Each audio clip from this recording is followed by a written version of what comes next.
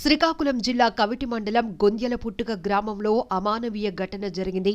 గ్రామంలోని RSS building సమీపంలోని ఓ ప్రాంతంలో అప్పుడే పుట్టిన శిశువు మృతదేహం కనిపించడంతో స్థానికులు పోలీసులకు సమాచారం ఇచ్చారు. సంఘటనా స్థలానికి చేరుకున్న పోలీసులు పసికందు మృతదేహాన్ని పరిశీలించి పోస్టుమార్టం నిమిత్తం ఆసుపత్రికి తరలించారు. శిశువు మృతికి గల కారణాలు, దీనికి బాధ్యులెవరో తెలుసుకునేందుకు పోలీసులు కేసు నమోదు చేసి దర్యాప్తు చేపట్టారు.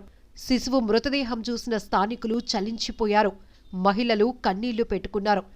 ఎంతో మంది పిల్లలు లేక పరితపించిపోతుంటే కొంతమంది ఇలాంటి దారుణాలకు ఒడిగడుతున్నారంటూ ఆవేదన వ్యక్తం చేశారు.